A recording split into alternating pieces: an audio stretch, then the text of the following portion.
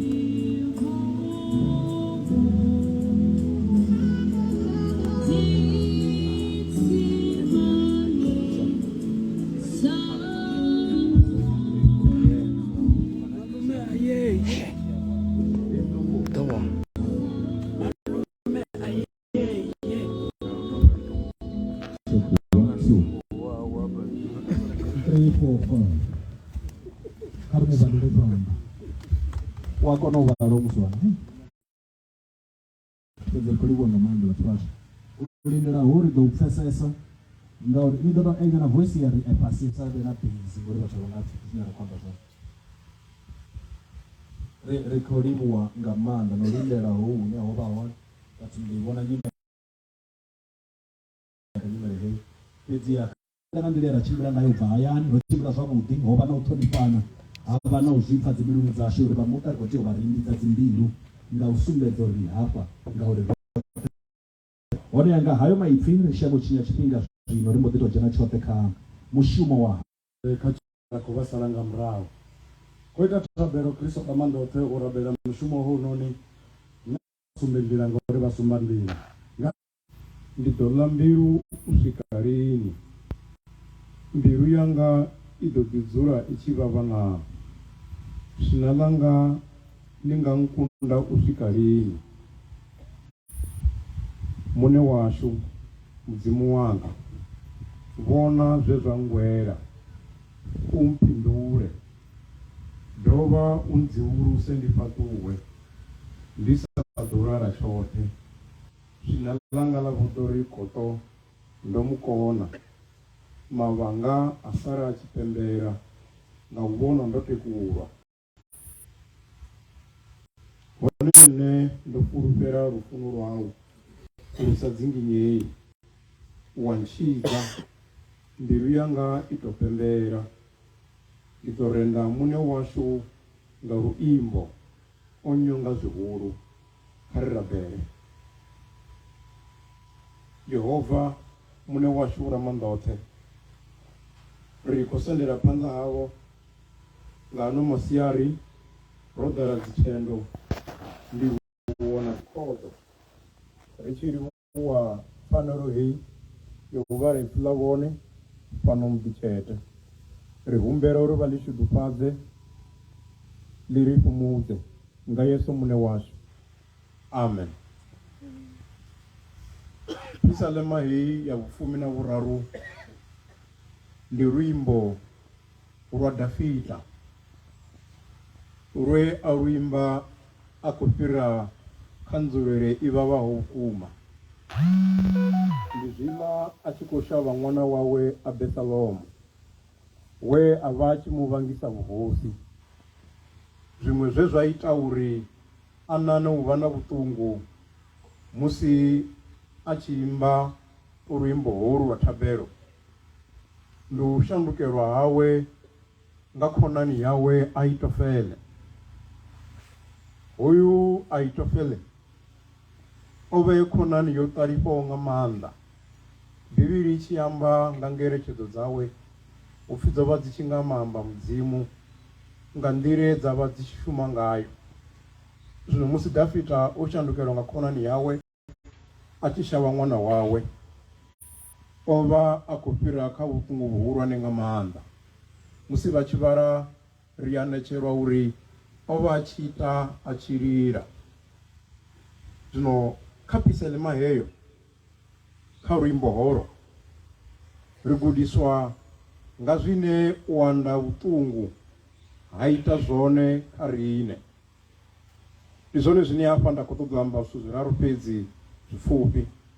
Tsha u thoma, u anda ha vhuṱungu kana u vha na nzulele nnzhi dzi lemelaho dzine ra ṱangana nadzo zwi ri ḓisela mbudziso nnzhi dzi dinaho dzo fhambananaho. Ndi zwone zwine luimbo holu Dafita a tshi luimba a thoma nga mbudziso nnzhi. Mune washu mudzimu wanga u ḓo mpfuralela u swika lini? U ḓo nkhanga u swika lini? Swina langa ḽi ḓo nkunda u swika lini? Mbudziso hedzi dze vha musanda vha vha nadzo vho Dafita dzi khou vha hone nga vhuṱungu he vha vha khou fhira khaho. Sa zwe mulovha nda vha humbudza kha Psalm 73, Asafunene o vha na mbudziso zwi tshi khou konḓa uri kani ha u vha mutendi ndi u fhedza tshifhinga. Ndi nga mini ndi tshi ṱuphiwa ḓuvha ḽoṱhe nda dovha nda vuwa na vhuṱungu ngeno vha sa ofhi mudzimu zwi tshi nga zwi khou vha nakela. Zwino hafha heyi pisalema i ri fha tshifanyiso tsha hezwi zwine zwa vha hone kha riṋe, uri ro ḓala mbudziso nnzhi nga maanḓa musi zwo rali. Mbudziso hedzo dzi tshi ḓala dzi itiwa nga vhuṱungu vhune ra vha ri khou fhira hone, vhu ri swikisa kha u vha na mbudziso nnzhi dzo fhambananaho. A dzo ngo khakhea, dzi thusa uri ri kone u wana phindulo. Tsha vhuvhili tshine tsha vhonala hafha kha pisalema heyi ndi tsha uri naho vhuṱungu ho ita uri Dafita avhe na mbudziso nnzhi nga maanḓa. Ha ngo sokou vhudzisa zwa fhelela khou vhudzisa. Vhuṱungu hovhu vhunzhi he a vha a khou fhira khaho ho ita uri a rabele mudzimu. Ndi zwone zwithu zwihulwane zwine ra funa u swikisiwa khazwo, uri zwi songo fhelela khou vhudzisa mbudziso nnzhi dzo fhambananaho. Ri fanela u rabela mudzimu uri ri kone u wana phindulo.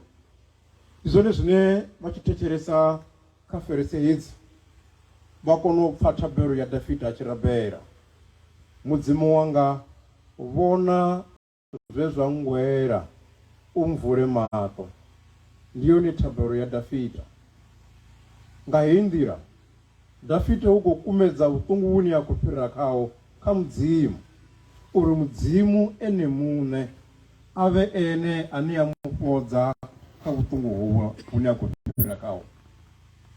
Kha bugu dza nyimbo dza vhatendi luimbo lwa 169 uri no pfhi ndi yeso u zwi itaho, holu luimbo vha tshi lu lavheletsa lu ri swikisa kha zwezwi zwa uri ri kone u vhona uri musi ri tshi khou fhira kha nzulele nnzhi dzi lemelaho dzi konḓaho, ndi yeso o tendaho ri tshi fhira kha nzulele dzo raloho, nahone ndi ene o tendaho zwi tshi itea.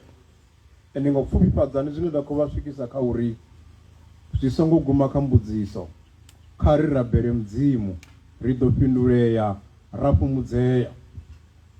Tsha u fhedzisela tsha vhuraru, Dafita musi ono rabela mudzimu o fhumudzeya. Zwauri o fhumudzea ri zwi pfha kha ferese mbili dzo fhedzisela kha pisa ḽemahei. Ndi zwine ono fhumudzea a kona u vha na vhuimo ha uri ene o fulufhela lufuno lwa mudzimu lu sa dzinginyei. Ndi zwone zwine kha ferese hedzi a pfhi nṋe ndo fulufhela lufuno lwa mudzimu lu sa dzinginyei. Ndi musi Dafita ono rabela uri une a kona u vhona uri lufuno lwa mudzimu naho a khou fhira kha vhuṱungu a lu dzinginyei. Ende ndi zwone zwine ra khou ṱoḓa u swikisa kha vhone vhoṱhe vho kuvhanganaho fhano, uri lufuno lwa mudzimu uri a lu sumbedza nga Yesu a lu dzinginyei. Ri funa ro farelela khalo. Kha Varoma 8 verse 31 uswika 39 ri gudisiwa uri kana ndi vharuṅwa, kana ndi zwa tshifhinga tshino, kana ndi zwiḓaho, hungavha dzimpfu, hungavha maṱhupho, hungavha nḓala, a huna tshine tsha nga ri fhandekanya na lufuno lwa mudzimu uri sa dzinginyei lwe a lu vhonadza nga Yesu tshipambanoni. Ende ndi zwone zwine kha ferese yo fhedzisela Dafita ono vhona uri u ḓitika nga lufuno lwa mudzimu uri sa dzinginyei. Pisa ḽemahei i fhela a tshi khou renda mudzimu, a tshi vho ri nṋe ndi renda mudzimu, o nyonga zwihulwane. Ndi zwone zwine sa muṱa ra khou vha swikisa kha uri vha khou fhira kha vhuṱungu vhuhulwane ndi zwone na lushaka roṱhe. Fhedzi kha ri fulufhele kha lufuno lwa mudzimu uri sa dzinginyei. Na ngoho lu ya mangadza, lu tshimbila na riṋe ri tshi lila, lu tshimbila na riṋe ri tshi takala, lu tshimbila na riṋe na nga zwino kha tshifhinga tshikonḓaho. Kha ri rabele. Yehova mune washu ure maanḓa oṱhe, ri khou livhuwa humbudziwa uri vhuṱungu musi ri tshi vhupfa hu na zwine ha ita zwone kha riṋe. Vhu ḓisa mbudziso nnzhi dzo fhambananaho dzi songo khakheaho. Ndi zwone zwine na riṋe sa lushaka roṱhe ro kuvhanganaho ra vha na mbudziso nnzhi. Fhedzi a zwi fanela u fhelela kha mbudziso, ri fanela u rabela uri ri wane phindulo. Ndi zwone zwe Dafita o rabela a vha na phindulo, a vho amba uri nṋe ndo fulufhela lufuno lwa mudzimu uri sa dzinginyei. Kha vha farise muṱa ḽi vhe ḽone fulufhelo ḽawo na lushaka roṱhe, u fulufhela na u ḓitika nga lufuno lwa mudzimu uri sa dzinginyei. Amen.